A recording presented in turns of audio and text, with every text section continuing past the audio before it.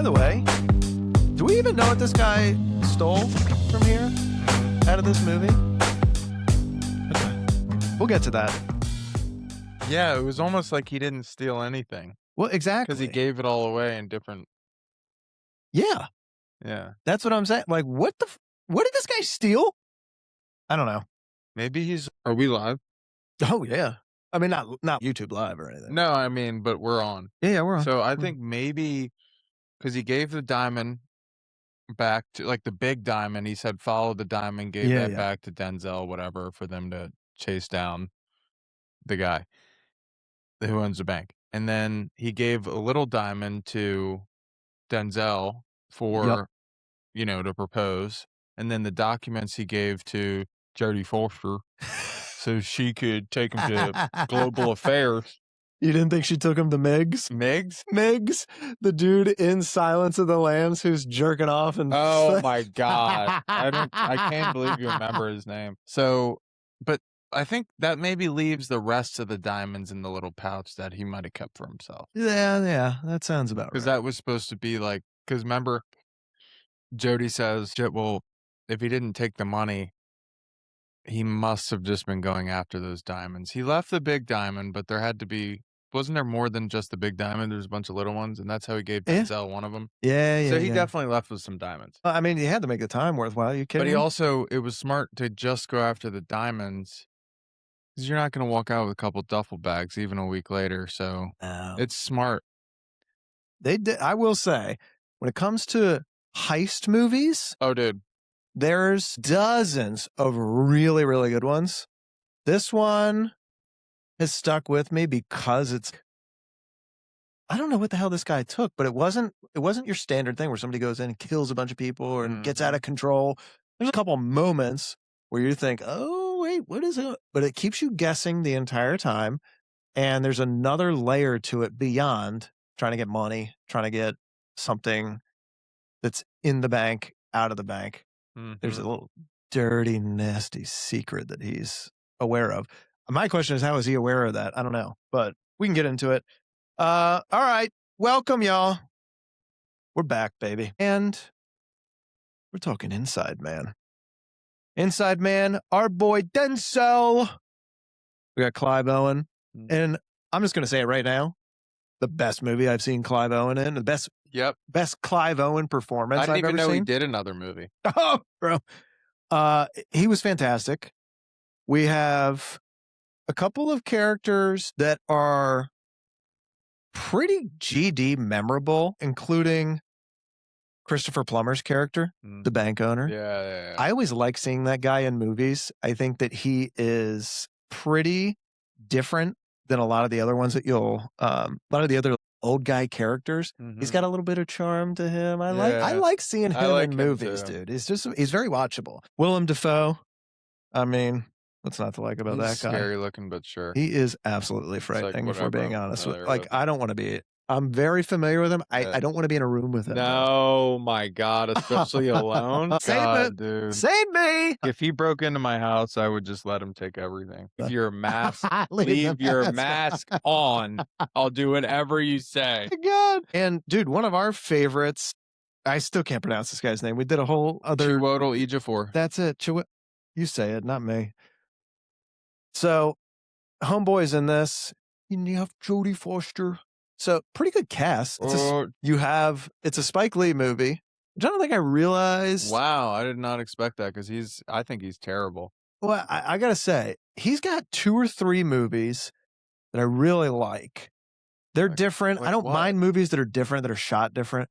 So, He Got Game is one of my favorite movies. That is... Okay, look, I am just saying I hate Spike Lee. Spike, if you're listening, it's because of your most recent movie with Denzel, which also ruined Denzel. Oh, that did. Yeah, that one was not good. The worst acting, it was a New York City ransom.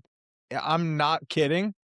You want to go waste an entire day. It actually might ripple into 2 or 3 days because that's how pissed off you'll be after watching it. It's bad. I don't even know the name. It's that bad. It's Up and Down or something like that. Like Yeah. I forget what the hell it is. But anyways, it's not great. Which, dude, I get suckered into anything Denzel Oh, I because, saw it and I went, dude, he's the greatest actor of our time. I freaking love this guy. And I was very upset at I that made a movie. whole thing. Come on, sit down, make popcorn. Sit And down, sit down, sit down, sit down. 10 minutes in, it was like, we we gotta change this shit. This is not good. Not good. But this is one of the few that I really like. And this movie comes out in 2006. Great year. Fantastic year. Fantastic year. Probably one of the best, if we're being honest. It was a good year. It's a long one. If CK was here with us tonight, CK is on a freaking skiing trip. Classic CK. That's all he does. I mean, Jesus. Does this guy do anything other than No, podcast and ski? He skis. He podcasts and skis. Who is this guy? Works out. And Fucking James Bond over here. He would not be very happy with this movie. It's 129 minutes. It's a long movie. yeah. Like, I know that's like normal now. In 2006, it was like, geez, what is this? Are we taking an intermission? yeah. Like, good God. Yeah. But it comes out. It's rated R. Sucker for an R movie. It doesn't have one of those scenes that really grips us right off the bat. You know what this movie could have used? A fucking detective lighting up a cig in the first scene. You know, that really gets me going. Yeah. That gets the juices It could have flowing. used, what was his name in the movie? Gosh, that would have been so much cooler to say.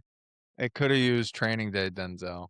But I don't know. I like this. 'Cause then it makes Training Day Denzel in this movie would be comedy. Dude, he bro. just would have went like, Clive, I'm at the door. Like, it actually would have ruined the movie. It would have been Open over. He would have up. just killed everybody. That is so true. That's so and I'm true. gonna get the money.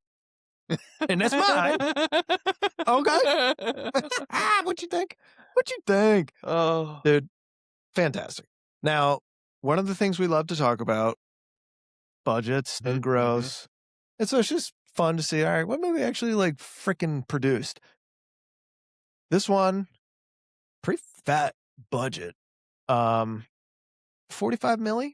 Some sources give it a little bit broader range. I thought it'd be more than that, but you never really know with these damn movies. But it's one scene. I mean, it's one setting. That's it. That's Makes why. it easy. That's why it's kind of like I can believe that because even with some of the star power in this, which isn't over the top, you have Denzel. Dude, that's probably half the budget right there. That, allegedly, somewhere between 180, 185 million gross worldwide. That's pretty damn good. It's pretty good. That's what you want. That's what you want. That's a banger. Rotten Tomatoes, 86% for the critics, 85% for the audience.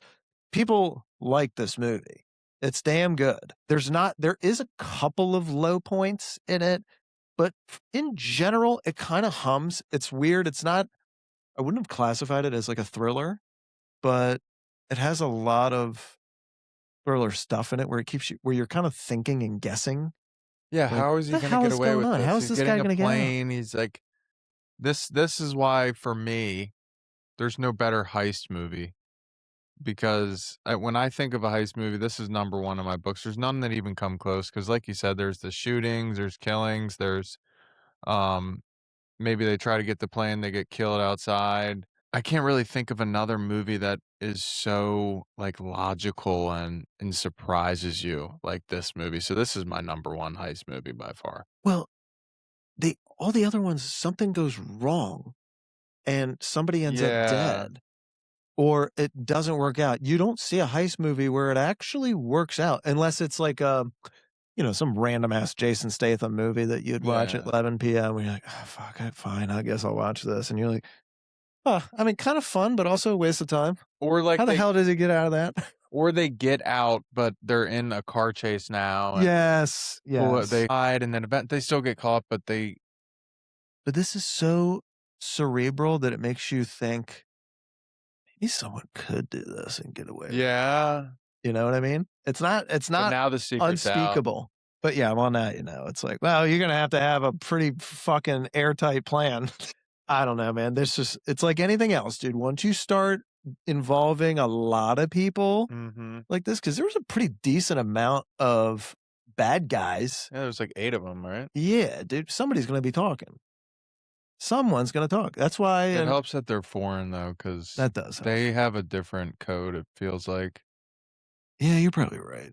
Like, they're probably not gonna talk unless you really torture them. I feel like it's easier to make someone like us talk than somebody that's Albanian. Albanian people are like, yeah, dude, I grew up in a mud hut. You Yeah, think that like this scares me? What you want to put me in jail? like, seriously, Dude, finally dude. a warm place to sleep. I mean, I don't know. For us, it'd be like, oh my god, oh my god. I would just feel better about it if I were them, like, "Alright, well, we're probably not gonna talk." Yeah, I mean, yeah, it's hard to argue with that. The let's see. Da, da, da, da, da, da, da, da, da. Main show. Well, I think that's probably why it works. So I have a bunch of notes on this one. It's a Spike Lee movie that doesn't feel like a Spike Lee movie, Mhm. I would have never guessed. which is one of the things that I liked about it. It's got a couple of elements there. I think it's the music where you're like, I can kind of see where this is a Spike movie. The entrance, the opening scene, that's usually The what jail does it for cell? me. Not really the jail cell. It doesn't really. It's just the music, the beats that he hits in a couple of spots, and it throws in like a couple of artistic flair things with it. Mhm. That's what to me like a Spike Lee thing. Being flamboyant. Yeah, I don't know. And so there's really not a lot of that in here, but it's kind of funny. The robbery ends up being a cover story. I don't really think of Spike Lee movies as thinkers, but the whole time you're wondering what the fuck is going on in here because wouldn't you get in and out pretty quick in a heist? Isn't Yeah. that the whole goal? Every single heist movie that you've ever seen, in and out in 30 seconds. Yes. De Niro and Heat, let's go! Yeah, or like Like, Dark Knight. bro, you're trying to get in and out. Like, if you can't be out of there in 30 seconds, time to you're toast, buddy. Yeah, You Mission gotta go. Impossible is he's going through vents and lasers, and I mean, this is like the only one where it's like, no, we know exactly how the bank works, you know how the city works, Yup. and we're gonna not raise our heartbeat at all. We're gonna talk like this, and we're gonna do everything right, and you're gonna do exactly what I say Exactly. when I say it. And you're like, dude, as the audience, you're like, okay, I'll do it. Like, what do you want Like, me to do? You are really why is convincing, this dude. guy so confident that Yeah. he's gonna fucking pull this off? The other thing that I'll say about this, it's not one of my favorite Denzel characters. No, I actually don't like him in this because in a weird way, he's like the antagonist. Yeah. Because you're rooting for the bank robber, and he's kind of like, he's not submissive, but he's not an alpha. No, It's kind of like a nerd, and he fails at his job. not very good at it at all. Mm. If we're being honest. Keith Frazier. Keith Frazier, detective, Keith Frazier. Yeah. He's not very good at his job in this, but he wants to come off like he is because I think he had just gotten promoted to detective. But he tries several different things throughout. He still has Denzel charisma, but his character is more feeding on the city of New York than anything else, I think. Like the energy that he has really just comes from the city. It's not from doing a good job. It seems to me like even like his outfit, the stupid fucking hat that he wears. You know what I mean? Like Yes. everything is like it's kind of like over the top New York. Yep. And it's one of the things like I love New York as a city. Some of the people drive me fucking nuts.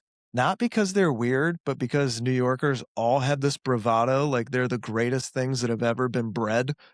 And this is one of the characters that reminds me of people like that. It's just like, you have proved nothing other than you are not really good at your job, even though you pretend and purport to be good. I still have yet to see you solve a fucking thing. Well, that's probably why you hate him, because he exudes this confidence like he's top dog, like King Dick on Balls Island.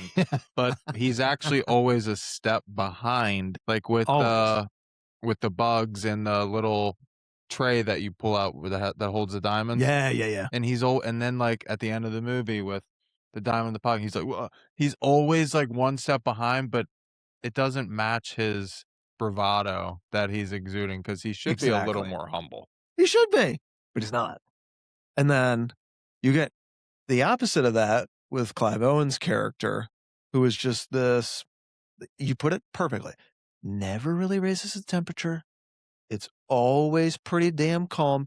Even when he's aggressive, I will say the only thing that him and his little cohorts did that was like, all right, you can probably go to jail for that, is beat the shit out of a couple of people. Yeah. They really did beat the hell out of a couple guys. But other than that, like, really not much else.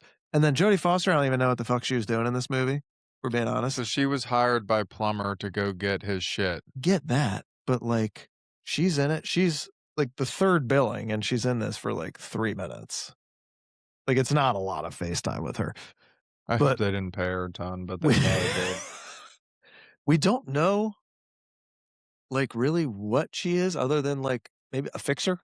She's a fixer. She's just a fixer. She's like a mercenary for rich people to go fix stuff, but she's not even good at it, so I don't even know. She doesn't really do anything in there. I call a real fixer. So for those that haven't seen the movie in a while, need a little bit of a refresher. The plot in this is pretty simple. A couple of people break into a bank in New York, in the middle of Manhattan, and there's a standoff with the NYPD, and this is the whole movie. It goes on. It's basically, there's a couple of like scenes sprinkled in that are outside of the bank, but most of the movie takes place. They lock that bank down. In the bank. They lock it down. And then the entire time, it's a couple of days, I'm going to say, that this entire thing takes place.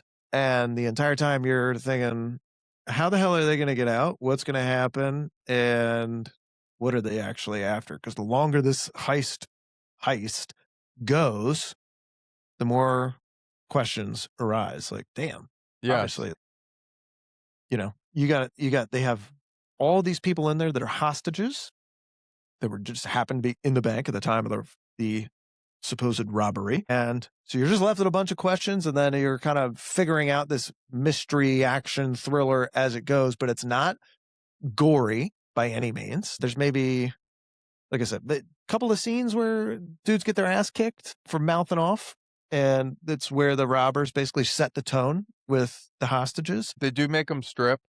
Yeah, they do, but it's smart. Phones in, and they all have to wear the same outfits. So clever. Remember the old lady who wouldn't strip? Yep.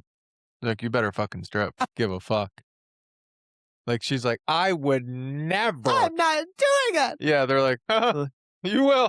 You don't think so? Yeah, really? Yeah, and it's cool because it goes from heist to hostage situation. Yes.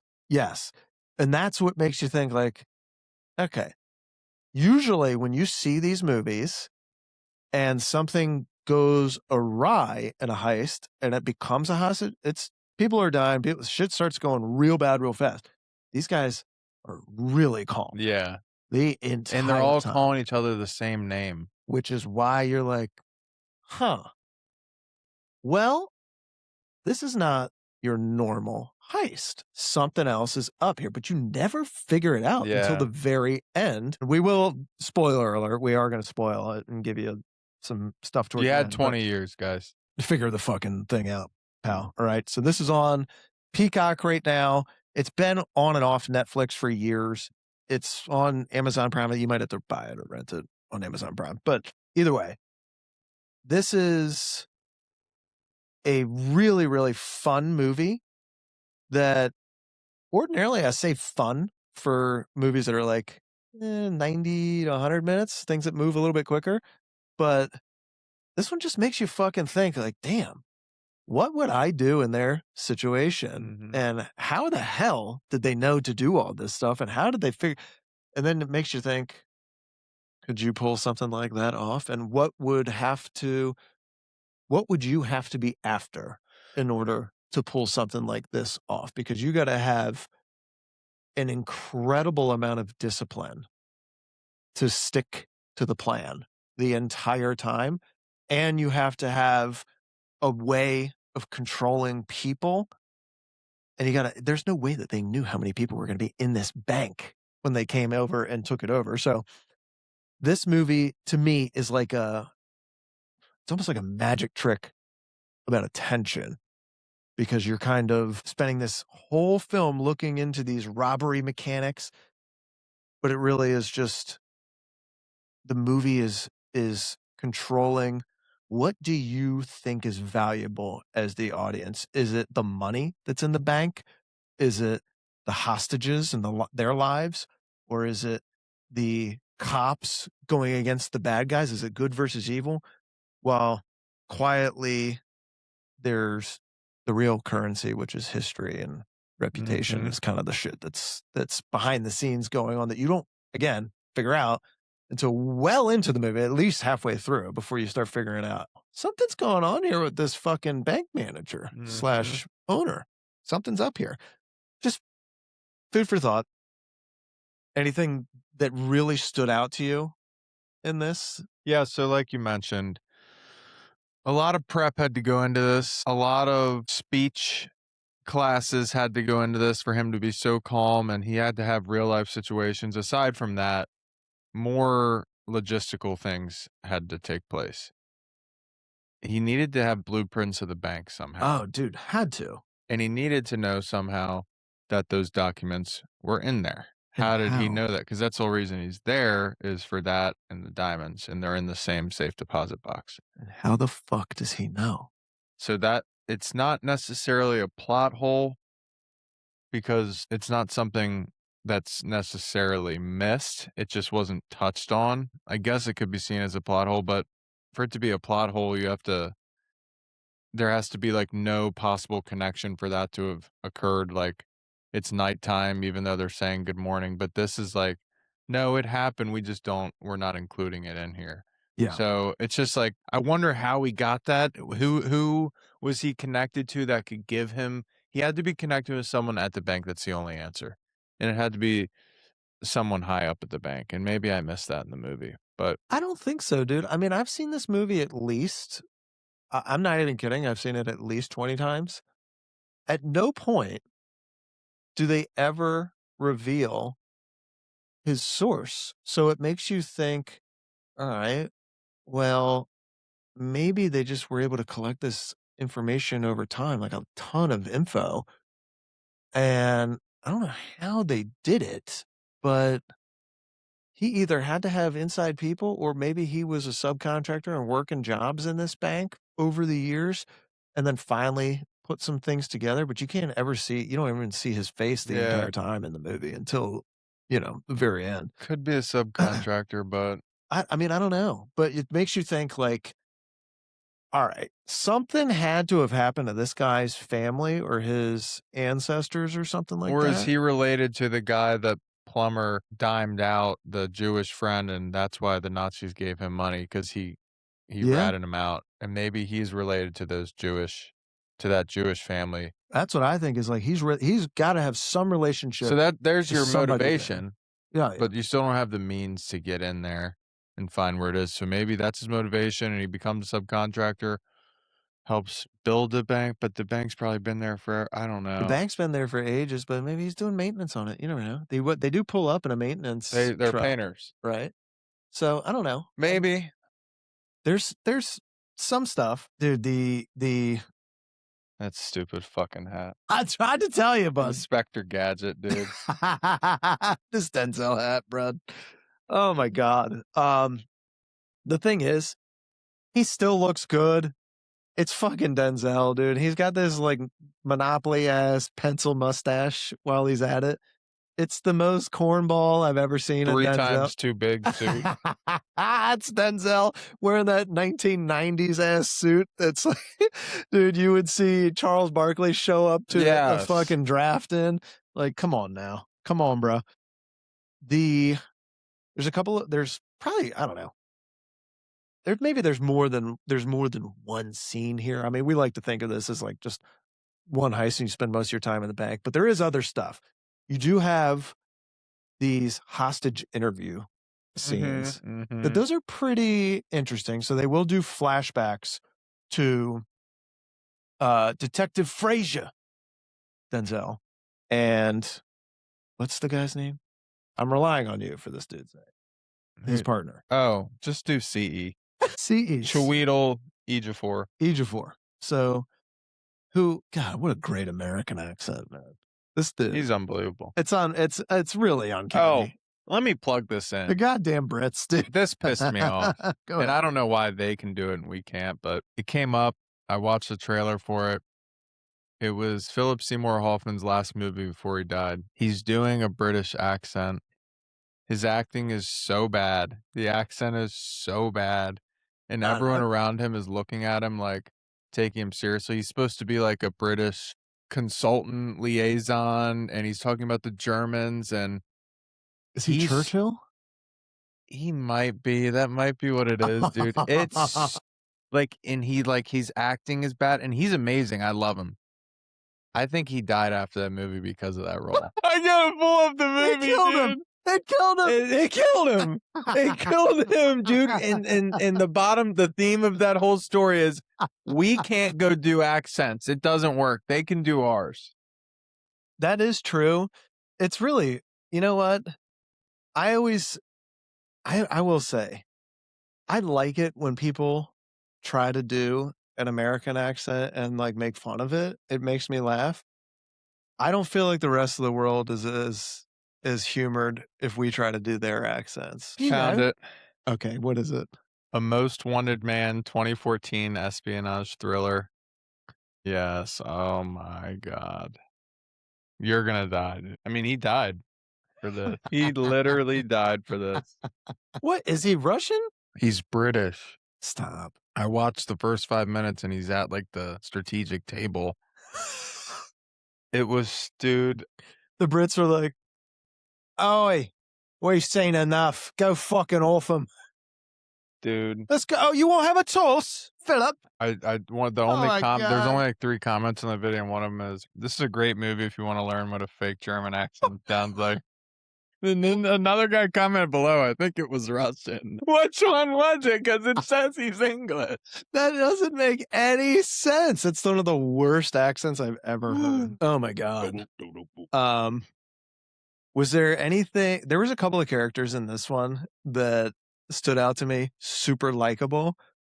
One of them's the kid. The kid is awesome, and that's 50 Cent's kid. Oh, the one playing video games. Oh, the one that now is begging him for money and shit. And it might be him, yeah. It makes sense. 20 years later. Yeah. Come on, man! I did a damn good job in that Spike movie. Yeah, bitch, you gotta earn it.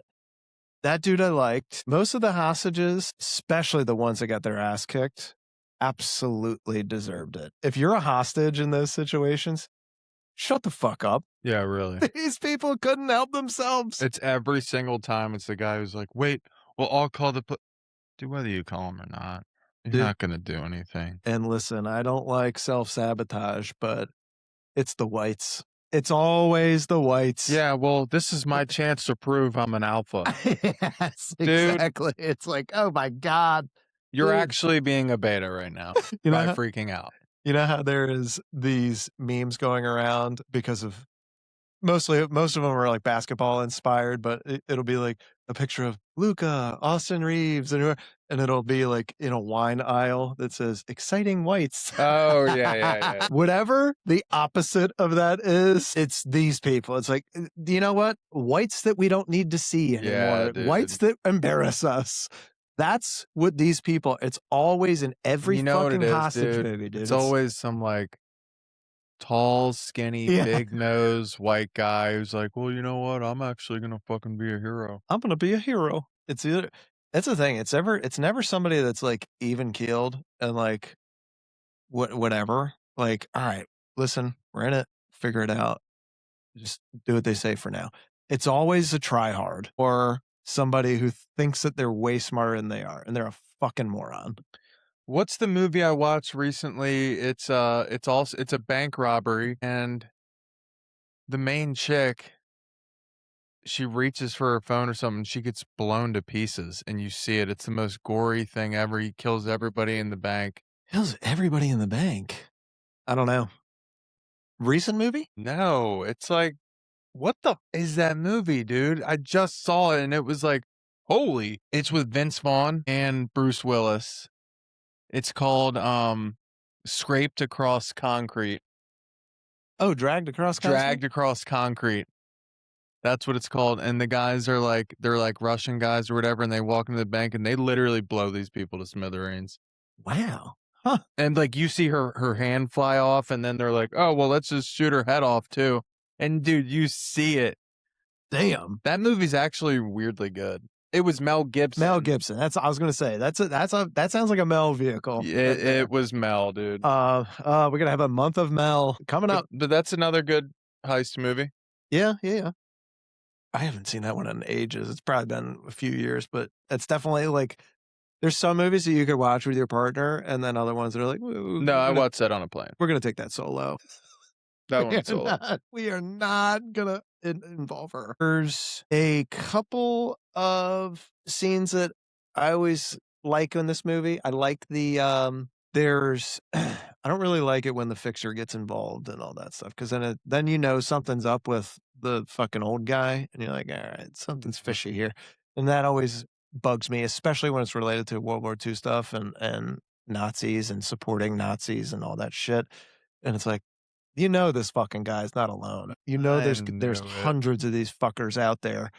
Hopefully not more than that, but you never know. You know that there's somebody out there that's doing all this good and all this stuff. And it's like, yeah, well, should we believe everything, or could we do a little bit more fucking digging? Well, and it's not just Nazis too. It's guys who have made a fortune off.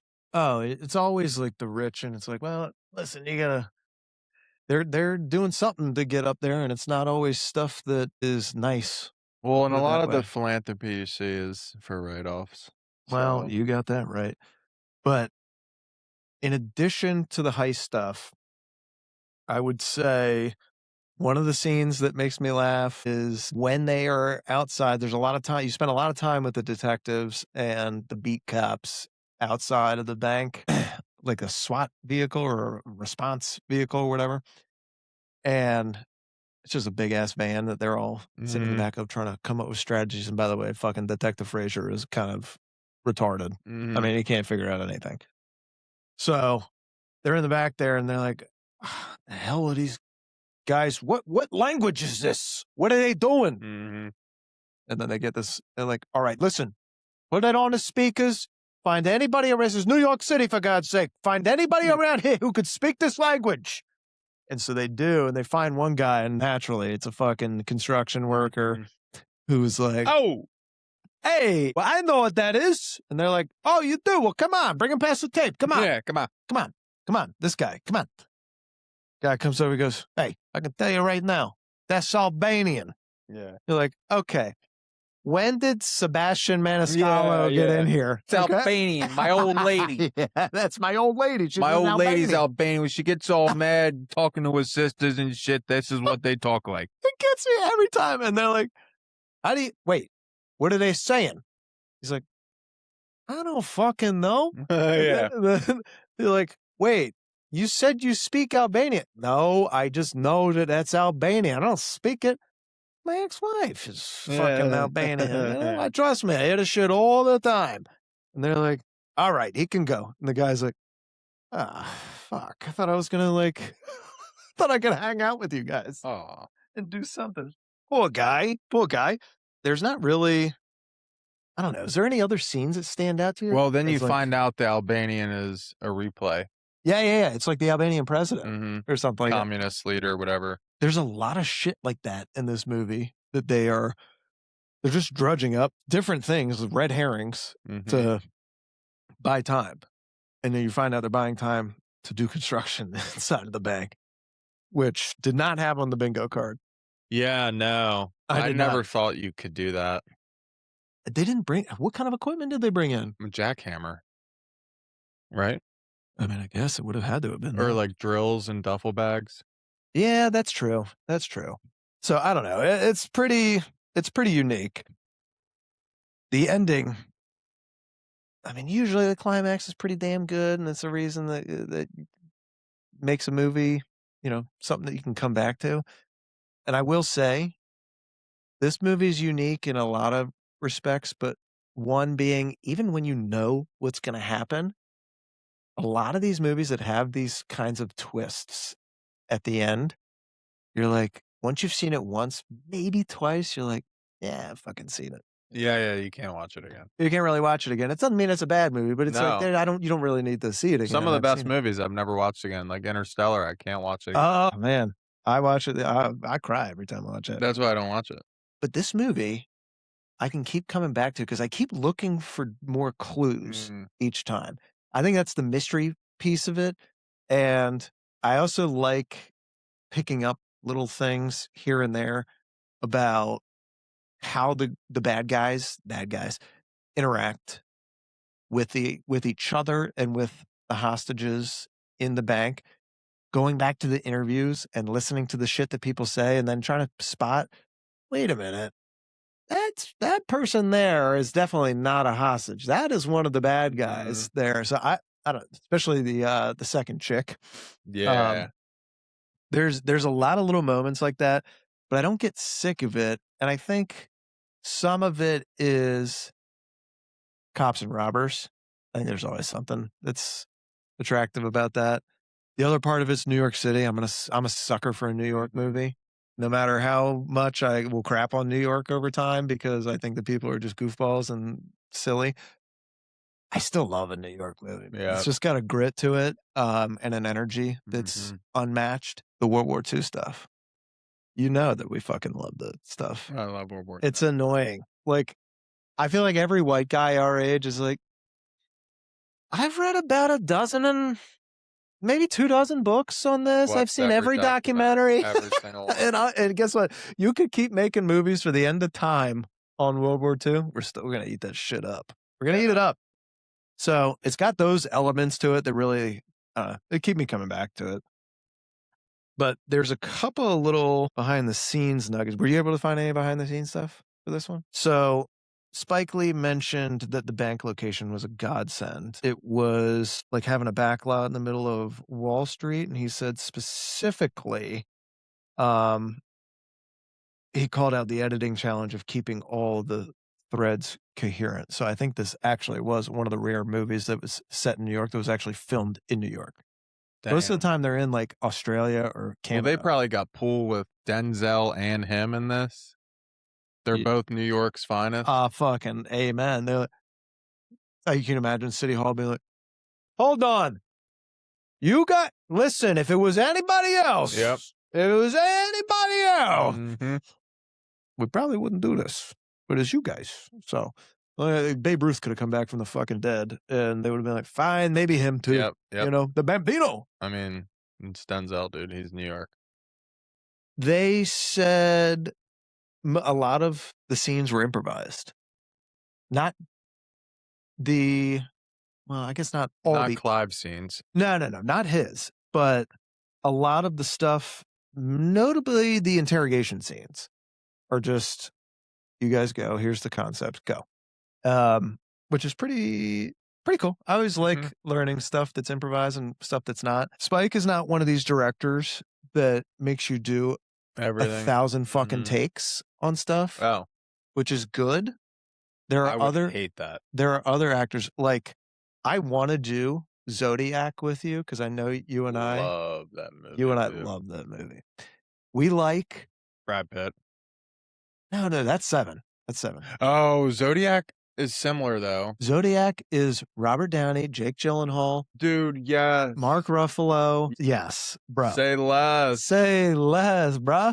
So we could do both of those, dude. Look, the reason that I like a movie like that is because it has so much detail in it, and we're also sucker. I mean, I feel like we're sick puppies. I was thinking about this earlier today. We like serial killer stuff. Yeah. And I used to think like, I mean, we're kind of unique. I mean, but dude, I thought about this. You go into a fucking Barnes and Noble, go into books, literally 80% of the books in there are murder mysteries. And it's not just dudes. We're talking like 70% women are the ones buying this shit. They like getting close to danger. That's what it is. That's exactly what it is. The thing is, it's oversaturated. But now I have a serial killer radar where I'll see. There's so many shows serial killer, and I'll go, oh my god, yeah. You have to like really be a fucked up serial killer for me to be like, okay. You put babies in microwaves, okay. Okay, we can talk. And the other thing is, it scares everybody. And I think the thing that's scary is they look like regular people. I think a lot of That's what freaks times, me out the most. I think those are the ones that probably freak people out the most, the ones that are unexpected. There's other ones that scare you where it's like, it'll be like a giant ogre, and you're like, okay, well, obviously, I wouldn't fucking want to go near this creepy, guy. rapey guy in the woods. 100%. But there's stuff like that. But yeah, True Detective. Boom. dude, we were talking about this pre-pod. Mindhunters is up. Like, we're gonna have to do that on That's Clockers. so good. When's the new season coming out? Isn't it soon? It should be. That's one of the greatest mysteries of all time. Like, why the fuck did they pause that show? It's so good. They paused it because of SAG, I remember. Yeah, I was pissed. It pissed me off. But what's so cool about that show, in comparison to all the other ones that are out there about serial killers, I think a lot of the new stuff that comes out is Peacock's got a ton of these. It's like they're the ones that did like the Dahmer stuff and all, and Netflix will do a ton of these. Dahmer was good, dude. My bachelor party. Look, stop. A lot of this stuff, it is good.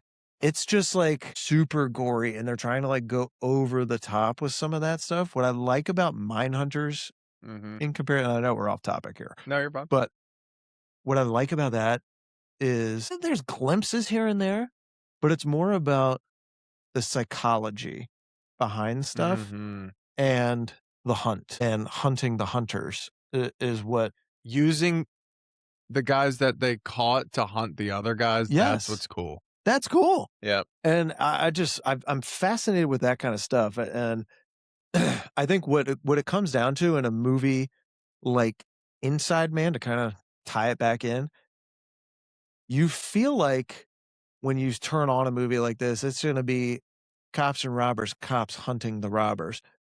What you find out in this one, the twist that makes me keep coming back to this is that the robbers are actually hunting somebody else. Yes. And I just love that aspect of it. And they throw a lot of red herrings and a lot of different things at you in this to try and throw you off the scent or to keep you guessing, like, what the fuck is going on here? I love shit like that makes you work. I'm not going to like turn this on all the fucking time.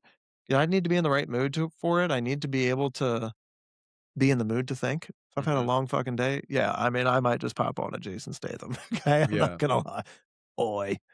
But there's gonna be plenty of moments where I'm like, I don't know, man. Dude, I love shit that just makes you think. Like, what would I do in their situation?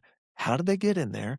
How are they getting out of this? I fucking love that shit. So, who is the actual protagonist in this movie? It's technically Denzel because he's not doing anything wrong. That's Detective Denzel. Yeah, Detective Fraser, Keith Fraser. But who you want to win is Clive. Yeah. So, in my opinion, it'd be Clive. On paper, technicality, if there's multiple choice, you probably go Denzel.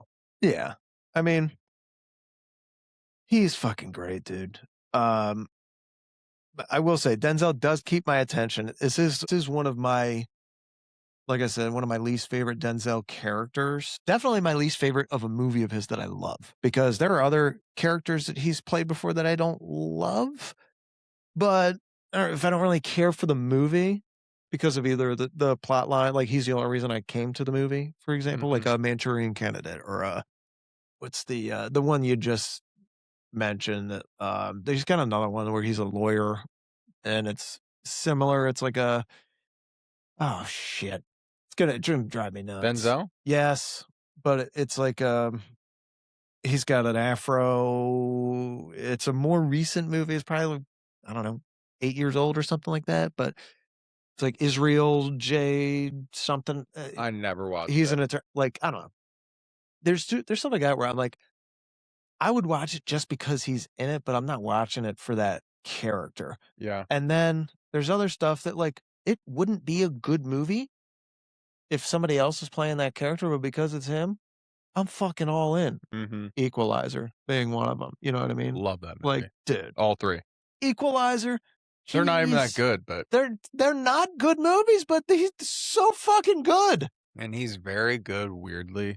Ugh, He's actually low-key athletic and pulls off, like, the nothing low key choreography for about it. fights. You know, his son tried out for the Vikings and stuff. Like he was like, But his body's so terrible. I know, dude. He's That's the problem. never had a good body, but he's like and it looks really good. Like, he doesn't look fake when he's fighting. No, he looks the part, dude. He looks the part With weapons. with Oh, Denzel, Yeah. brother. Look me in my eyes right now. That blind mofo in Book of Eli. Oh, yeah. Is some of the best fighting I've ever seen Seriously. in any movie. Another Antoine Fuqua, by the way. Dude, I'm telling Antoine. you, He is legit. Twanny Is he still knows. around? You better When's his next fucking film? believe it. Who knows? I don't know. Denzel's gonna be 80 in a fucking wheelchair, just slicing dudes' heads off. That's though. the thing that sucks is we're not gonna have another Denzel. I know it's a bummer. Michael B. No, dude. Give a fuck. Michael B. Jordan's fine, And he's fine, but he's not Denzel. No, he's fine. Look, I'm not a hater of Michael B. No. But I will never have another Denzel in my life that is that captivating. Even his son, like I like his son. I like his son. Not him. I don't even know who his son is, dude. You'd know him. He was in do you ever watch the HBO show? Not Playmakers. It was The Rock was a football agent, former football player. I know what you're talking with yeah, I remember that. Rob Corddry's in it. Sneaky fucking awesome actor who is I never really watched comedian. it as much as Griff and Mitch did. And maybe it was called Playmakers or something like that. It was called something like that. Something along those lines. But anyways, he was in there. He's which basically like plays Antonio Brown. Yeah, okay. Like without being Antonio Brown. I gotta see what he looks like. He was in Tenet, which is Christopher. Normally, I'm all in on Christopher. That Nolan movie's terrible. I had to back out. Holy shit! I didn't understand it at all. I had to back out. Dude, 30 minutes in, I said, "What am I watching? I'm out." I turned it off. I don't know what's happening, dude. What is going on? And I'm not the only one. I've heard that before too. It didn't take me 30 minutes. It took me 5 minutes. I said, I don't know what this is. I don't like it. We got to go. Again, one of the things that bugs me about Inside Man is Jodie Foster. Why is she in it? That was my question. Like, I get the point of the character, I guess, but I don't know. Like, is she villainous? Yes. Is she? Well, no. That's the thing. Like, I feel like she is, but then she, at least with him, purports like she's not. Mm-hmm.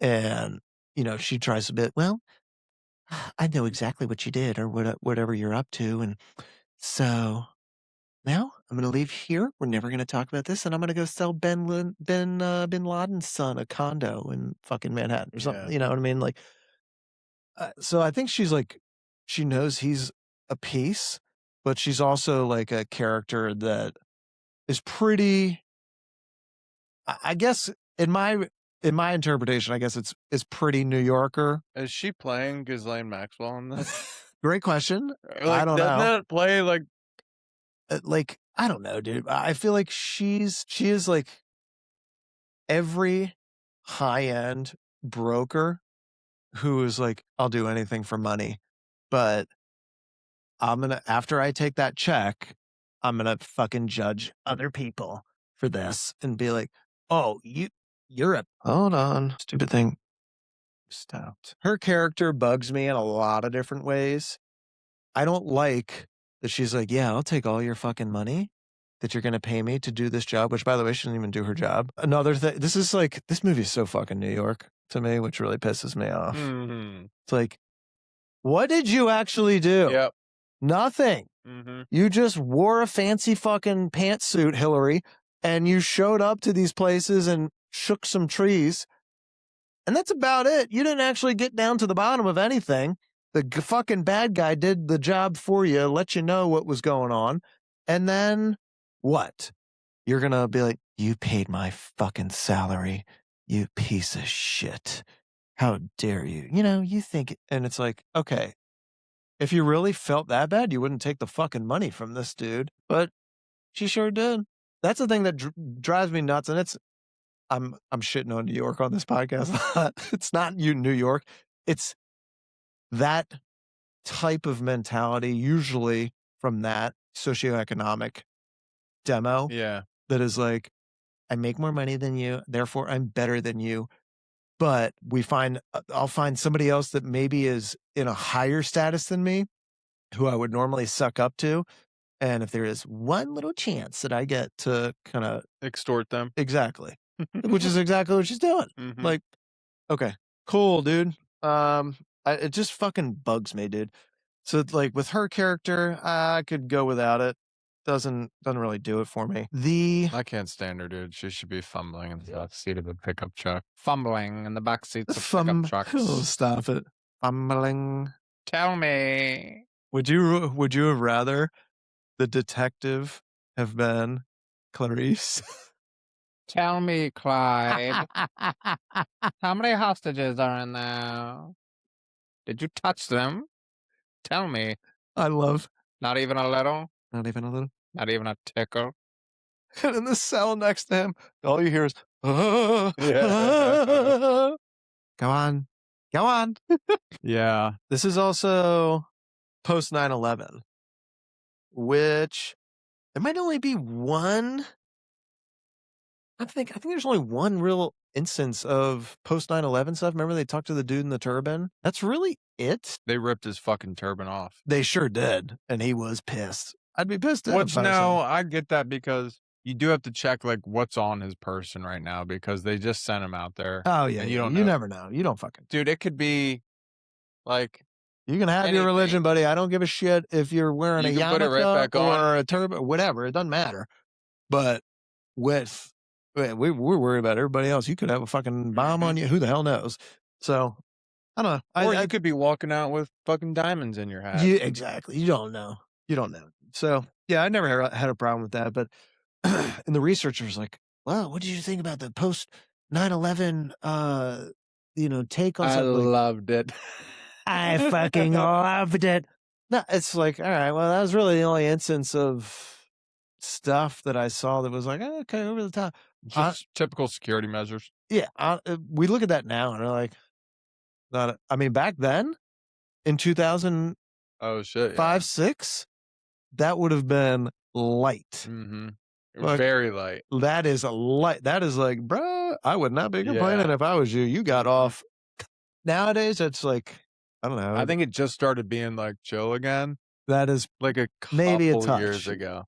Yeah, like that's true. It just started getting chill where it's like, nah, like it could be anybody, man. But for like a while, I'm not even kidding. Maybe for 20 years, it was like, yeah, I don't really like them. It's like, and that was like, or trust them. Like, I think now it's cool and you're starting to see like more comfortability, but it's the same thing. And, like I watched 2 docs. It's actually worse in the UK because there was a couple bombings there. If you remember their subway, I forget what they call it. The bombings over there. Oh, really? Oh, dude, it was like 6, 7, 8 of them. Just don't start with the 6, 7 stuff. Forget what they call them. Different subways would blow up, and it was like this terrorist attack, and like a Bond movie. Like a bomb, but it was real life, and people were like, and it was buses too, and it all goes back to Bin Laden saying like this was part of his plan. He did 9/11, but he also did a bunch in the UK, and then you see it was really sad. Like all these normal Muslim families were like getting beat up and shit, and they were actually just like normal, cool guys, and they're like, no, we fucking hate those people, dude. We escaped from there.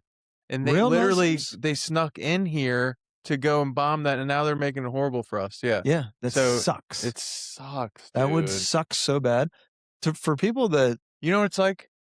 Go ahead. Being like let's say we went to like an all black or all minority school, and we're just like looked at as like KKK guys that are on the news, and we're like, no, we swear we're not. We're not that. And we didn't like, do any of that. Oh, okay. It would suck. It would suck, dude. It would absolutely suck. Like for people that really study religion and stuff. Islam, people that believe in true Islam, they are some of the most peaceful, sweetest people. It's the fucking freaks are the ones, and this is every religion has them. Theirs are just the loudest. Yeah. Christians have the same problem. Jewish people have the same problem. The only ones that you don't ever hear about causing a whole lot of ruckus is Like the Hindu? Buddhists and Hindu Yeah, people. they're like they're just like, Yeah. I don't get it, like, they're just totally fine. And then, yeah, I think it's just there's a little bit of language in the Islam thing where, like, it's not as much in Christianity. There must be a little bit of language in their book that's, like, more aggressive, where it's more available for guys that are edgy to be like, "That's the scripture I needed to go fucking ape shit." That's what I needed. I think some of it's that, but I also But there is some of it in Christianity too. there's plenty of that in the Christian Bible. Bibles, but I say Bibles multiple because this is just There is multiple, different yeah. versions of stuff. But you have even in the Old Testament, like those are different lessons and stuff. I think any state that relies on ancient text for modern lifestyle is going to have some difficulty in just managing its people.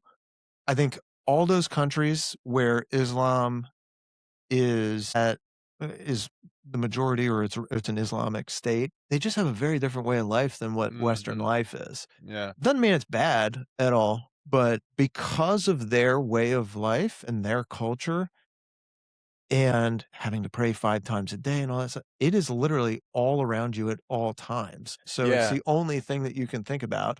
Here, next to every Dollar General, you're gonna have a church, okay? We have plenty of churches. We have less mosques, but a decent amount depending on where you're at in the country. We also have pretty good amount of synagogues, more concentration I'm going in to one next week. different parts of the country. Baltimore's actually got a huge, Yeah, Pikesville Jewish pops. is like number 1 in the world. It's massive. It's a little Israel. Yeah, it really is. So we have plenty of different options available, but our state being traditionally a Christian run state, it's not like I don't know the best way to say it. It's not run the way an Islamic state is. Even a Jewish state like Israel is going to be run way differently because unfortunately for them, they are truly at war all the time because they are the only state of their kind, Yeah. and they are surrounded by all these other Islamic states who have a different way of life and a different approach on things. So they're kind of like always thinking about that stuff, but we don't have to because of our geography. Yeah, we're isolated. Because we are more spread out. The United States is freaking huge. It's massive.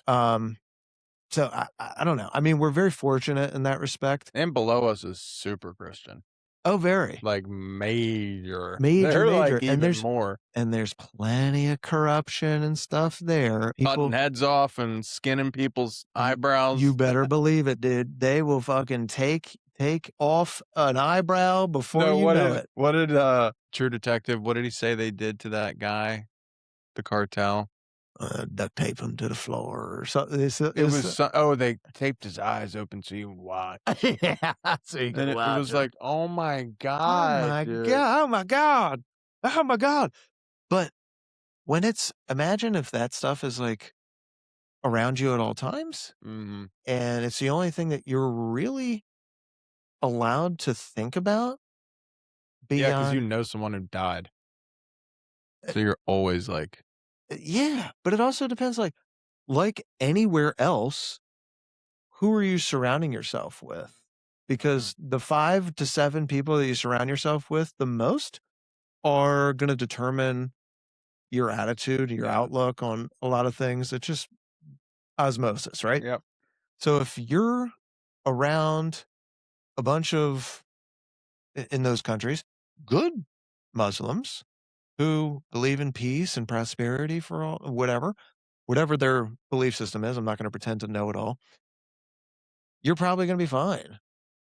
But if you're around people regularly that are always us against the world, we people want to hate us, they don't want our way of life, they're backwards, they're hedonists, they are this, that, and the other. It's awful. We have to take revenge on them. Look how they've kept us down. And they put their energy in a negative form, then you're just going to get Yeah. that a lot more Well, often. I just watched Ross Kemp, who's like this British guy who goes in and he has a YouTube channel. He's like a PBS type guy, Okay. frontline, and he went over to Gaza. And it actually makes sense, dude. One of my thesis papers in college was about this. We almost made that extremism. We did. We kind of did. And this guy goes over there and it's so sad, dude, because they actually like show you this shit. It'll be like a bunch of orphans. Like, what happened? Oh, well, my dad's head got blown off and this and that. And it's just like, yeah, bombs came in and it was either the Israelis or like the Americans. And it's like, yeah, well, if my dad's head, I'm going to hate you too. And then there's a guy Exactly. who's with the beard and he's like, I'll take care of you. Get a hot meal and we'll get your revenge. And it's like, I really like that guy. Yeah, I'm going to go. It's hard It to, makes perfect sense. if you were to put yourself in their shoes, you'd understand. Mm-hmm. The problem with this entire discussion is like it's kind of a chicken and the egg thing. Mm-hmm. Where as I guess where we are, we're fortunate again because we're away from all this and we're not in the Mm-hmm. thick of it all the time. But we feel like our civilization is so evolved. We are this, that, and they should really be more like us. But we're not willing to stop what we're doing because we're afraid if we stop and we stop trying to defeat these terrorist groups that are out to kill us, then we'll have another 9/11. We'll have another Mm-hmm. incidents like that. So then it's like, okay, so I guess we'll just keep bombing. We'll keep doing our assassination, whatever the hell they want to do. I don't know again, I'm not going to pretend to know all the stuff, but we're going to keep our activities open over there. Mm-hmm. And we're going to try our best to keep them at bay. Where if if you're living in one of those war-torn countries and that is all that you've grown up with, that's your normal, is that? I can 100% understand how you're like, if I can make it to 20 Mm-hmm. and I get an opportunity to go to America, all I've heard for 20 years, you imagine how much dumber you were at 20 than you are right now? Oh my God. Oh my God. And you would be like, yeah, you need a vest? Give me two. Give me two. Dude. Like I can totally understand how somebody could be coached into thinking like that Mm-hmm. because they've been conditioned that way. They've probably had life experiences like my uncle was blown up, my brother was blown up, my whatever. I get it, man. I get it. And their fear is, of course, well, if we just let it go, they'll keep doing it. We can't just let it go. We got to fight back. You know what I mean? Yep. So it's crazy. All right, we've tangented long enough. You want to guess? You want to do some casting what ifs on this? Sure. Detective Keith Frazier. Will Smith. Don't start with Will Smith. What do you think about Don Cheadle? No, he's New Yorker. I could see it. He's a little too skinny. Jamie Foxx? I could see it, but I don't like him. I don't think 2006 Jamie Foxx. Now, he's too hip. if Jamie Foxx was in this, but he was motherfucker Jones, he would be interested. Just a quick cameo. You're gonna laugh. Will Smith isn't. Dude, This guy. It's ridiculous at this point. There is what could have been really interesting. He's not around at the time. At least if he is, I don't know of him yet because he didn't really come into my life until Westworld. Maybe the Bond movies. I think he might have done the Bond movies first. Jeffrey Wright. You know who that is. You know him if you saw. I'll pull him up. Yeah. I'm not good with names. This guy. Oh shit! Yeah, I've seen him in a bunch of stuff. Yeah, he's in The Agency. Yes. Yeah. He could have been in it. I would have liked him. He would have been a great detective. Great Denzel, detective. dude. I never say that, but this isn't Denzel's role. He needs to be alpha. No. It's really not. It's a bummer saying that because I'm going to this movie to see Denzel. Yeah, you don't think you're going to see Clive. No. You end up walking out of there thinking, fuck, Clive's better in this. Mhm. Idris Elba, if this was made after 2012, I think he's solid. Another fucking Brit taking over one of our roles, dude. Yeah, I mean, I don't But- really like him that much, but sure. I like him, dude, because this is like, dude, one of my favorite roles he's ever done is American Gangster. No. Idris?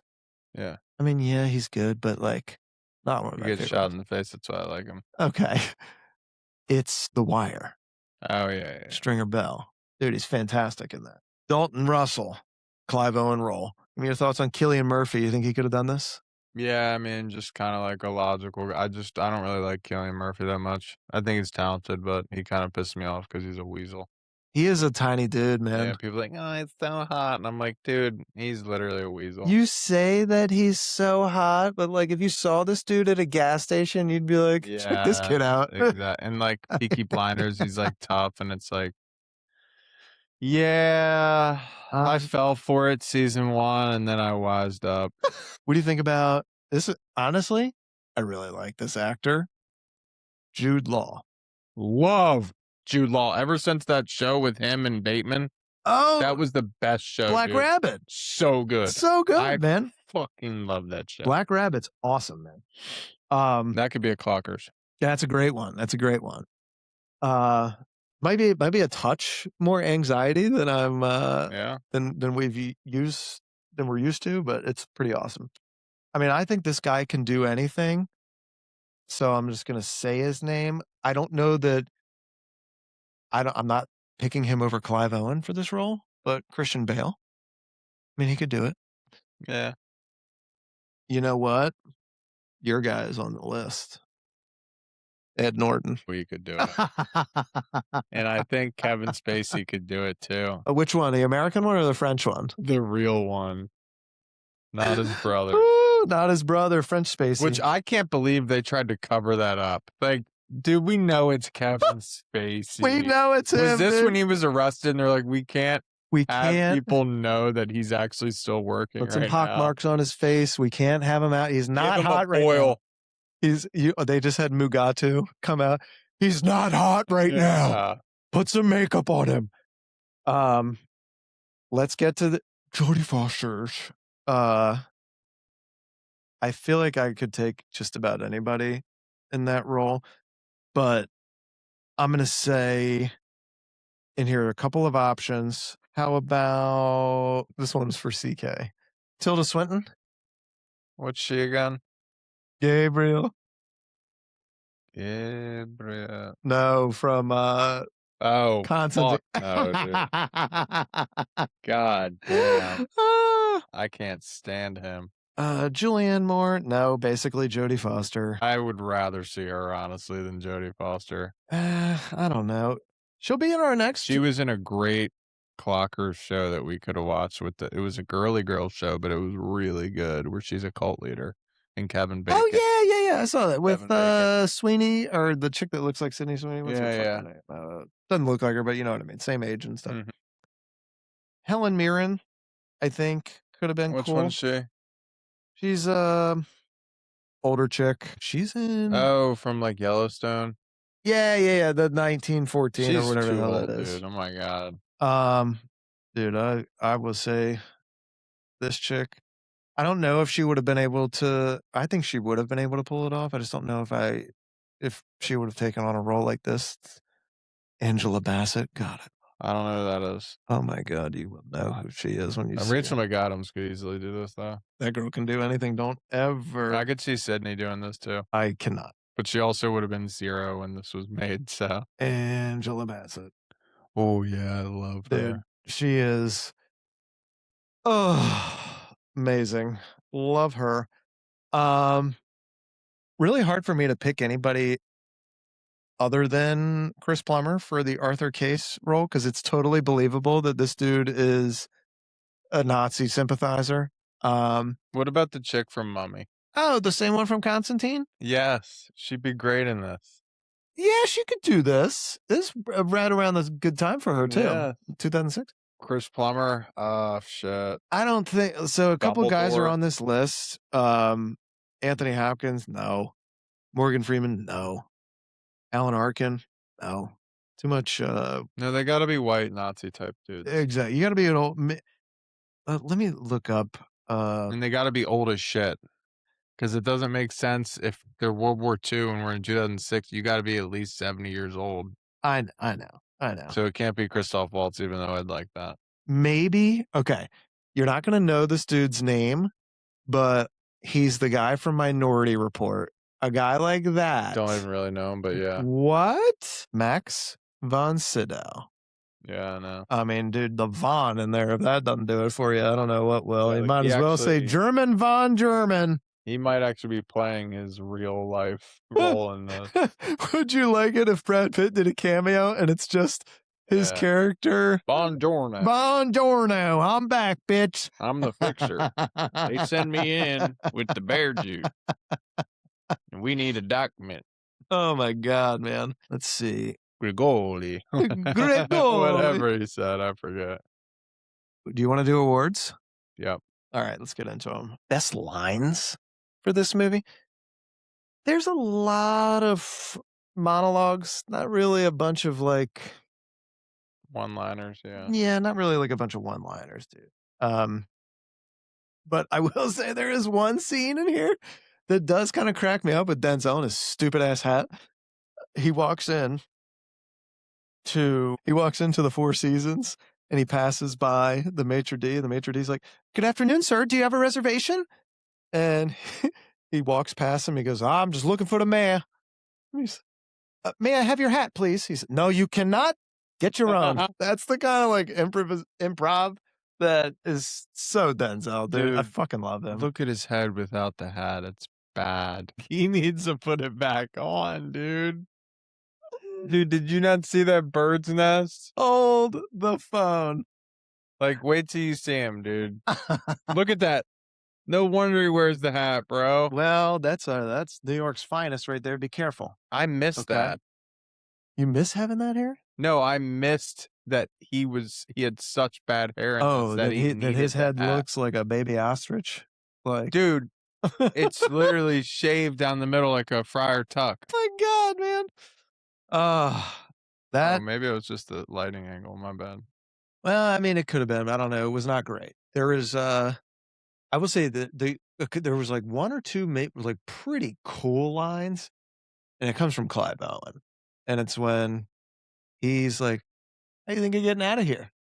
He's like, "I'm gonna walk right out the front door," and they're like, "Yeah, okay, pal." He goes, "I don't know why you're laughing." He says, "Seriously, how are you gonna get out of here?" "I already told you, I'm gonna walk right out the front door." Just, I fucking love it when people tell you exactly what they're gonna do and they fucking do it anyways. It's like LeBron or MJ being like, "Yeah, here, he's gonna go there, you're gonna go here, I'm gonna pass to him, he's gonna pass it back to me, and I'm gonna yam on your fucking mouth." Mm-hmm. Or Larry Bird telling dudes, "You're all fighting for second, and I'm gonna take this ball and I'm gonna put it right there, splash it right in your fucking mouth." Yeah. Or Like, I just love like I formation, and you'll literally see the quarterback go like, "Roger, Roger, Roger," and they'll be like pointing at a backer, and like Derrick Henry's going to get the ball up the middle. Right in your face. You're just, I'm sorry. I will say, I didn't really like him at the time, but he has grown on me more and more and more. This one athlete, because he is one of the most honest athletes, and we, despite our physical differences, have a lot, and background differences, I have a lot in common with this guy as an athlete. Marshawn Lynch, when he says in that interview, that famous interview, "What are you thinking, Marshawn, when you get the ball?" "Well, I'm thinking I'm gonna run through motherfucker's face." And they're like, "Oh, okay." Anything else?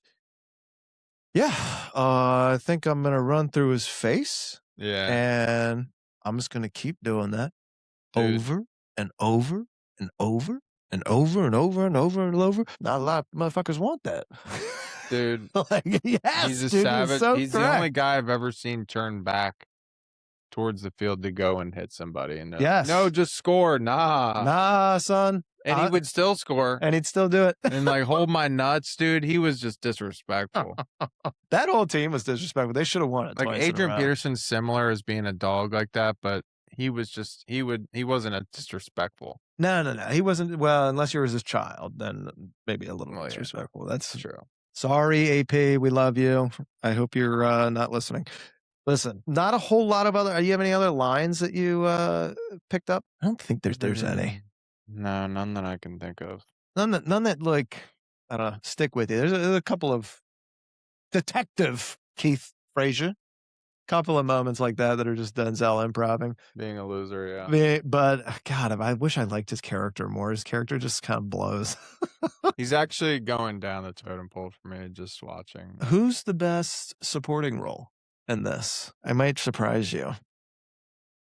I might say Arthur Case, because I think that character's so fucking believable. It's like, wow, look at this like really nice old man. And then as you find his history out as the movie goes on, you're like, sneaky little snake fucker.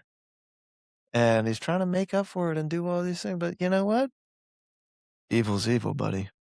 And there's not enough good you can do to make up for it. Sorry, pal. I think for me, it would probably have to be C.E. Chiwetel Ejiofor. I just like looking at him. I gotta agree with Scarface.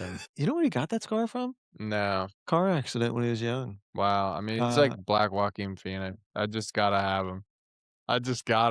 Dude. Joaquin Phoenix. Seriously. Let's go, bro. Oh my God. The guy is in so many bangers. God, I fucking love him in movies, dude. He is just the dude. Is there a most unrealistic scene? A scene that you're like, there's no fucking way they would be able to pull this off. Usually I would reserve that for a movie that's like got a little bit more action in it. But this one, I don't know. I feel like it's, for the most part, it's pretty goddamn realistic. I think the only thing that's not realistic is that the SWAT team didn't bust their ass in there after 8 hours. You know what I mean? Yeah.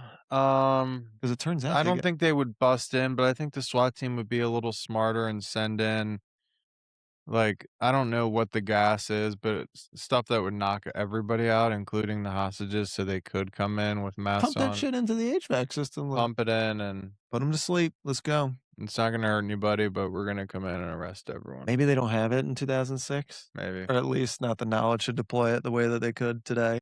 But you're right. That's the way to do it. Smoke them out like a fucking beehive. Unless they're smart enough to know that and they already have masks, and then it really is realistic because they're not going to barge in and risk getting someone shot. Well, that's true. That's true. Well, at this point, they still think the guns are real. Yeah, they look real, they feel real, but it turns out they're fucking toy guns. Yep. One of the many twists in this. You got a Best Overacting award? Denzel. Detective. I think it's one of his worst films. Not the worst. We already talked about that. That's his newest film with Spike Lee. That was the worst I've ever seen. Right up there with Philip Seymour Hoffman's Most Wanted Man. Most Wanted Man. If you want to watch two horrific movies, go and waste your life on those two. Go waste it. Funniest moment? I don't have one. It's not that funny.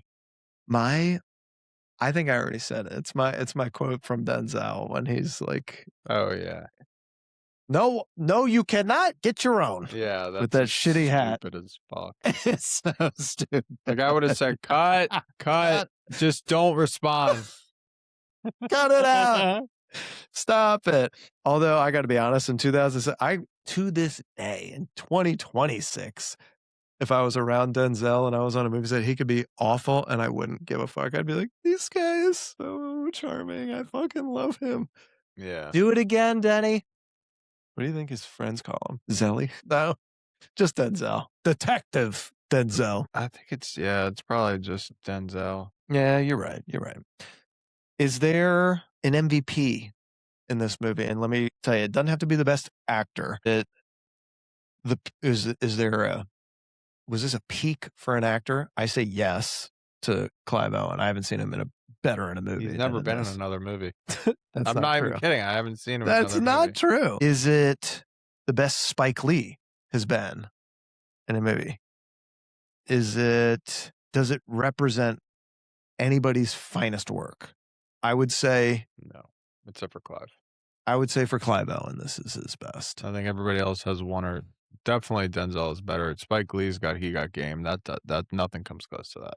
That's my favorite Spike Lee. That's literally that's like a top 20 of all time. It's fantastic, dude. Unbelievable. And Ray Allen, who would have guessed? One hit wonder, dude. Honestly, like sneaky good. More than sneaky.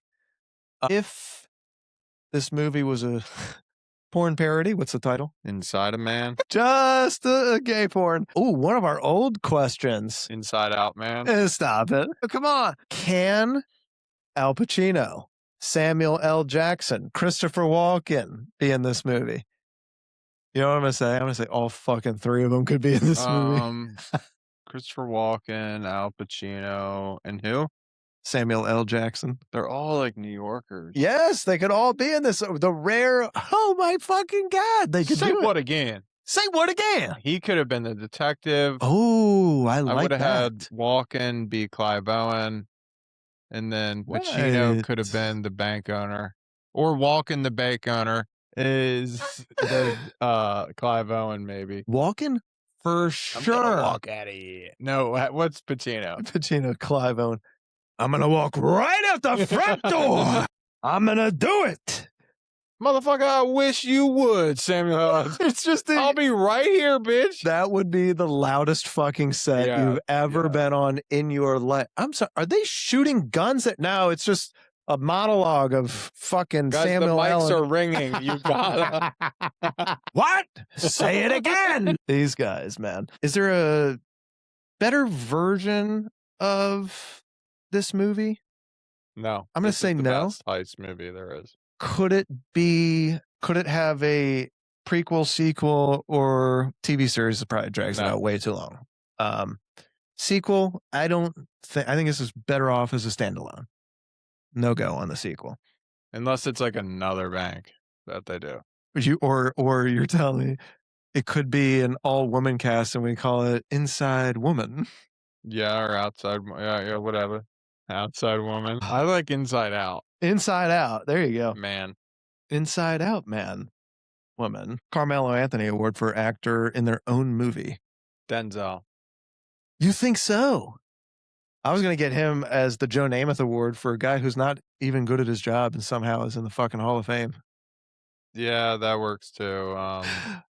In their own movie, maybe. I'm going to say person in their own movie would. Oh, Denzel's girl in this. That is true, dude. She's in a little Lorno at home. She is in a Lorno waiting for him, just wetting her beak. Yeah. And getting and it's like, okay. For this bump? You guys, like, I don't why is she doing this? We haven't had enough time with these characters for her to, like, literally be sopping wet.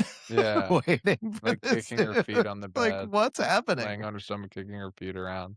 It's just, I don't know. It's unruly. I miss you, baby. I miss you, baby. Like, that is a love story that doesn't really have any kind of payoff other than maybe the diamond ring at the end. Mm-hmm. That might be the only payoff with it. And I think he mentions there is like a point in the movie where Denzel says he got in trouble because they thought that he had heisted something off of a. He was accused on a previous. Yeah, accused of something, but never actually did anything, or at least we think that he didn't do anything. Who knows? Is there a better title for the movie? Because Inside Man, kind of like another red herring. There's not really like a. Man, why do they? It almost like tells you that they had an inside man. Right. Is it referring to when he lives inside the bank for a week? Yeah, that's what I'm thinking. It's either that or maybe both. But I don't want to use heist in the title or. What's the name of the bank? I don't know. What's the name of the diamond? Let me look up the name of this bank. I know it's like 20-something street. Maybe something like that. I mean, don't get me wrong. I like Inside Man as the title. I think it's very recognizable, but at the same time, I don't know. Maybe you do something there. Can't remember where the hell this bank was. Maybe it's something on the street. It's not Wall Street. Can't do that. Wall Street's a great fucking movie. Can't take it from there. But No, Inside Man's good. Inside Man's pretty good. Is there Maggie Gyllenhaal weakest link of the film? Jodie Foster fits that. Denzel fits that. There's a few. There's a few weak links in this, actually, the more you look into it, but I'll give it to Jodie. I think it's a strong enough plot and setting to carry over and power past the characters that are unlikable. Yes, Defoe, I just don't think fits his role either. I'm not really sure what he's doing in this. If he had dude, you're a goblin. Like, you can't. He is the hobgoblin, dude. You can't. The Green Goblin. Be the fucking chief of police, dude. We all know you're the fucking Green Goblin. Nice try. Nice try. He could have gotten. Honestly, he's not even in this enough for it to be like, well, we had to get Defoe for this. Like, you could have gotten a guy who's like only done plays. You know what I mean? It didn't need to be Willem Dafoe for this role. But I digress. James Bond, coolest car or use of a vehicle in the movie. Might have been. It's not the first time I've seen a van that was not what it was presented to be. It's pretty normal. Maybe this. Maybe the police car. Yeah, it's thing. gotta be maybe that. I also think it's hilarious that these fucking morons tried to outsmart the guys who have already planned this entire thing through by saying, well, I mean, let's just bug the pizza boxes that we're going to put in there. And then they're like, yeah, nice try, you fucking morons. And they and they give them the Albanian stuff. And then these idiots get Trojan horsed right back when the fucking bad guys are like, we're listening. We're just going to listen in to what these idiots are doing the entire time. We're going to bug them. This is fantastic.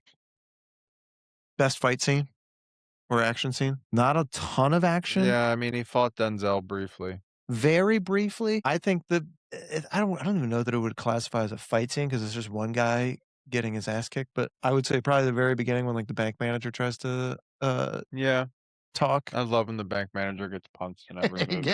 I will say there are very few characters that everybody is always in agreement on in movies. They're like, I'm okay if that guy gets his ass kicked. Bank managers, definitely one of them. Nobody is a pointy-nosed white guy. It's always a guy like that people are like, he could get his ass kicked. They just got a nose that you just want to hit. 100%, dude. Long and pointy. So they did sequel to this? Or was there like some kind of like British version of this shit that popped off at some point? There's another thing that's like Inside Man. If you go on Netflix. Yeah, Inside a Man. Not Inside a Man. Not. You made it sound like it could have been like a Tyler Perry movie. Inside a Man. Yeah. Medea goes inside a man. Starring Queen Latifah and Tyler Perry. That's Inside a Man. What will he do next? He is a she. I could see this being remade satirically with Key and Peele too. Oh my God. That'd be so good. Amazing. Those two are so funny, dude. Yeah, that could be fun. There's, I don't know. There's not really a whole lot that I would change about this. I love the movie. I think you're totally right. It might not be the greatest heist movie ever for me, but it's in the top 5.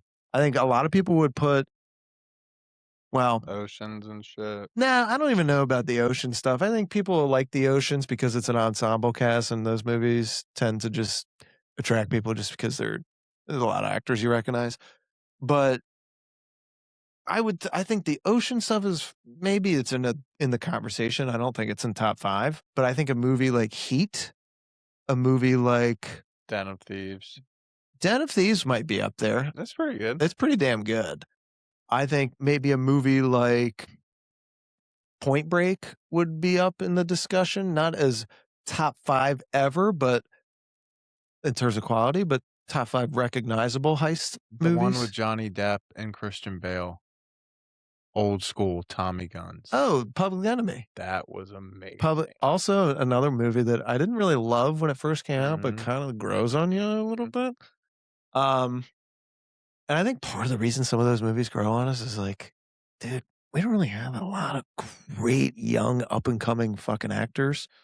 It's like if we do have them, it's a Timmy Chalamet who's like honest, maybe 115 pounds. I don't like him, dude. He's just a Cillian Murphy.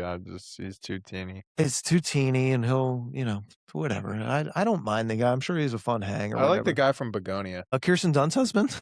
I don't know who that is, but yeah, I like him. He's in a sneaky amount of movies. He's in Breaking Bad. He's amazing. Yeah, he's in a shit ton. Dude, so whenever I see him, I go, yes, he's in it. He's got for me, I don't feel that same surge of excitement because he's just got a weird look about him. He does, but that's why I like him, because he can go like psychopath to also like really good guy. That movie was amazing, by the way, Begonia. I saw it and I was like, at the end, you're like, holy shit, he was right. I fucking knew it. The whole time I'm like, oh my god. Yeah, we did shave your head so you can't connect with your mothership. And she's like this, okay.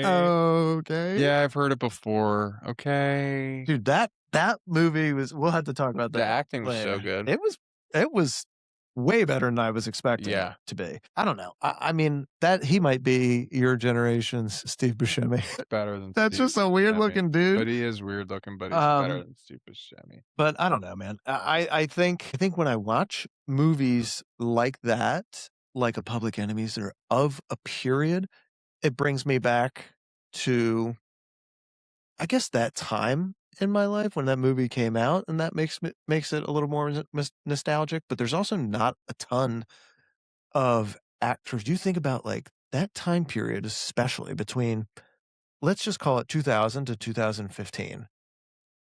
There was so many actors that you could argue A-list for. Well, plus there was artistic freedom then, not right. woke. It wasn't. Well, there's artistic freedom, and there's also like a lot of variety in what came out. And now studios, this is kind of, I'm sorry to keep bringing it back to basketball, but it reminds me of basketball in a way, because the studios, instead of letting art drive stuff, they start looking at analytics and metrics, and they start saying, well, the shit that's really doing the best is these franchises. So let's go ahead and make every fucking Marvel spinoff we can possibly do.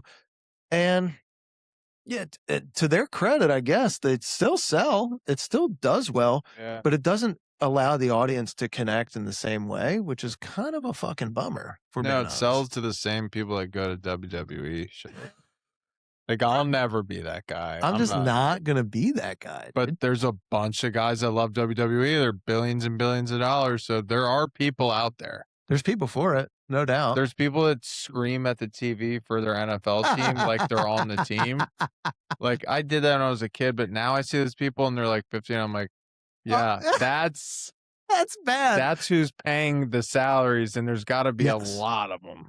Dude, it's the character that Stavi plays, but he's just playing a character. These other people mean it. It's like they hate it in their bones. Sad. It's not great. Like, I'm glad they have something, but at the same time, dude, it's like you're kind of like choking on that dude's jock. Like, he's half your age. Like, simmer down. Like, I bet on the games, and I like what, but I'm never gonna be like, oh, you're my boy. Like, when I was a kid, last guy ever was Tebow. Same for you. Oh, dude, yeah. And honestly, like, that experience with Tebow is what kind of, yeah. It's what it ruined the game. It detached me from the league. Now, for those that don't know, my brother and I were fucking massive Tebow fans. It was like getting cheated on. It ended the relationship. At the same time, we grew up Broncos fans our entire lives. So that marriage was like, oh my God. Oh my God. It was like if Batman got drafted to your team and you're like, oh, we're never losing. Even though if Batman got drafted to the New York Giants, we were very clearly like, all right, is the dude perfect? No, he's not the best quarterback ever, but holy shit, I could not take my eyes off the fucking television. That guy was appointment TV, good, bad, or ugly. And watching those comebacks every single time and seeing how the team would play, I'd never been so invested in sport in my life. And for John Elway, who used to be one of my favorite athletes ever, to do Tebow dirty like that, Dude, his doc was sick though on Netflix. I'm Elway. telling you, bro, Elway was the truth. Dude, I didn't realize it because I always heard and watched a clip here and there. When I watched the actual, I was like, oh, dude, he was actually kind of thick and fast and like tough Yes. as. I've never seen somebody that tough. He He literally got his shit knocked out and he would get right back up. He's a big man. He's big, dude. His legs were big, and I'm like, oh shit. And he also was a pitcher. Like he got drafted by the Yankees, and like was like, you try to draft me to the fucking Colts, I'll play baseball. I'm not doing this shit. Yeah, I know. They suck. He's legit, dude. So, dude, yeah, I mean, it broke my heart when the Tebow saga ended, and then he had to go to that foot fucker Rex Ryan.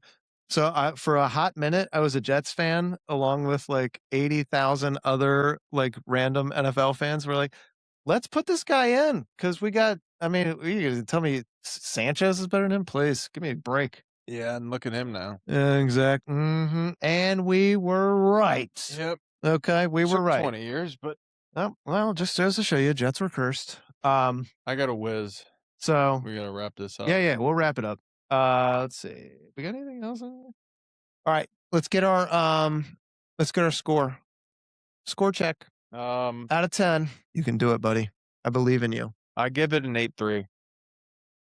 That's pretty good. It's actually generous. That's pretty good. As we broke this down, technically, I want to say like a 4. Just because of Denzel. But I'm gonna take it unbiased. What did I think about the movie if somebody were to ask me before we did this breakdown? I would have said like, dude, it's a fucking 10. You gotta watch it. So I think 8.3 is very generous. Well, I think you're onto something there. I think there's not a lot of holes that you could poke in it in terms of the story. I do think it's just a little bit of a ruse. What gets you into this movie, like any other Denzel movie, is knowing Denzel is in it.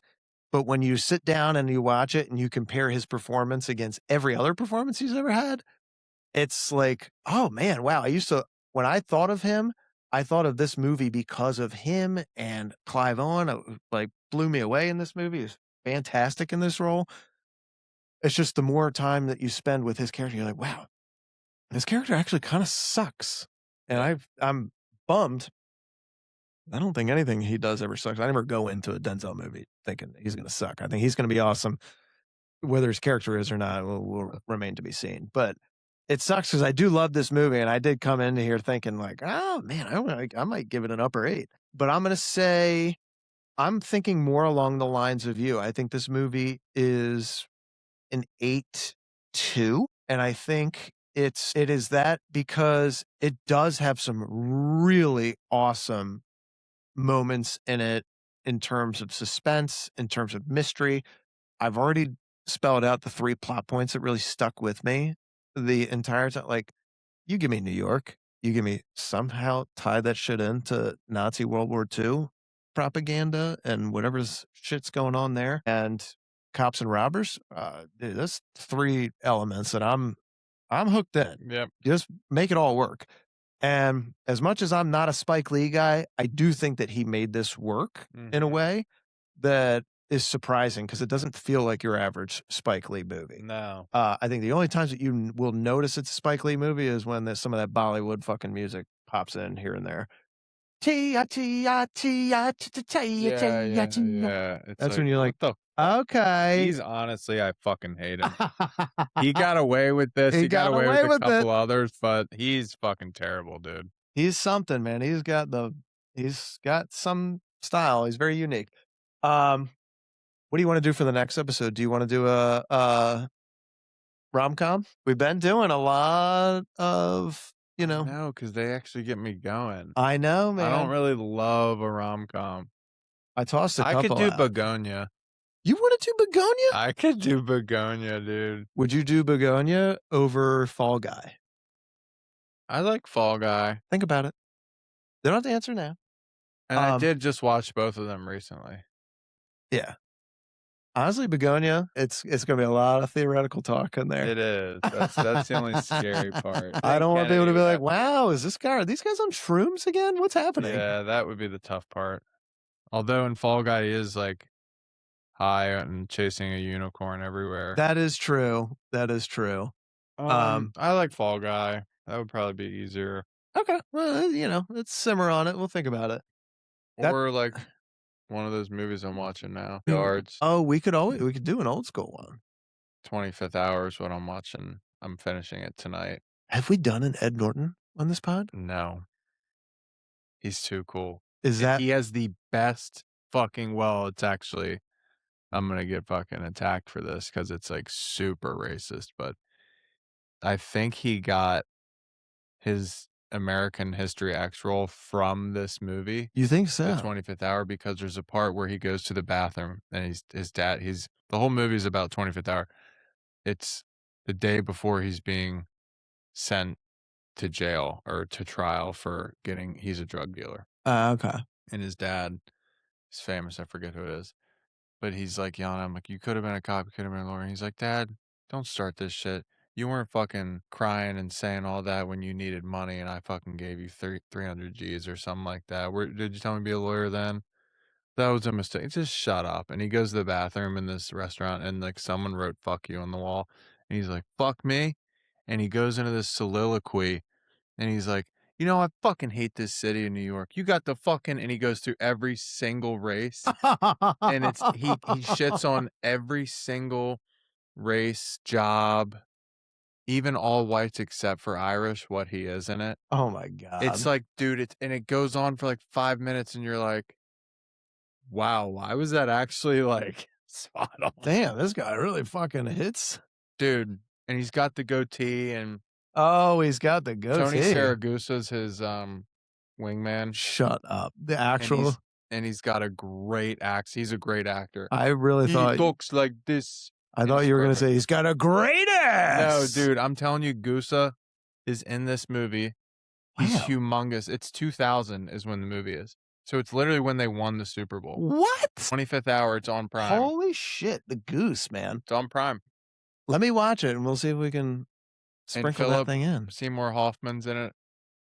That's his friend who's a professor. Or no, he's a high school teacher, and Edward Norton walks into his class, and there's the girl from God, what is she from? She's famous in older movies. She's like playing like a slutty high school girl, and Edward Norton's, he's like, oh, sorry to interrupt your class, and he's like, dude, that chick in the red shirt keeps getting me. And Philip Seymour Hoffman's like, all right, we'll see you later, man. Turns around and the girl's looking at him I'm like, dude, this movie is so fucking good. 25th Hour. All right. Well, let's give it a watch. We'll give it a little House Cats Night Shift preview. I'll probably do it this weekend. And we'll circle back next week, see if this is going to be our first Edward Norton showdown. That'd be pretty fun. We got to do Mindhunters on Clockers. We got to get that out there. I might have to sprinkle in a couple more movies that might be a touch lighter for our growing female audience. I might have to. Fall Guy. Fall Guy would be pretty sweet. Double. I mean, listen, it's up for debate, but Gosling and Blonde are just two. The chemistry in that movie is off the charts. I'm blown away every time I watch it, and I was not anticipating going to love that movie, but one of the funnest movies I've seen in years. That's going to wrap this episode of The Night Shift. We are going to be posting this. We filmed this on Friday night. We'll probably have this out no later than Monday. Hopefully we get it out a little bit sooner than that, sometime this weekend. We encourage everybody, if you made it all the way through this thing, please like, review, subscribe. We are available on Spotify, YouTube, Apple Podcasts. Also, sneaky, Apple Podcasts is rolling out video soon. So we are going to be on video there in March, I believe, is when the video starts rolling out on Apple Podcasts, which is awesome. Welcome to 2026. And you can listen to us on audio on Amazon Music, Deezer, and iHeartRadio. We appreciate you. We love you. Nightshift clocking out.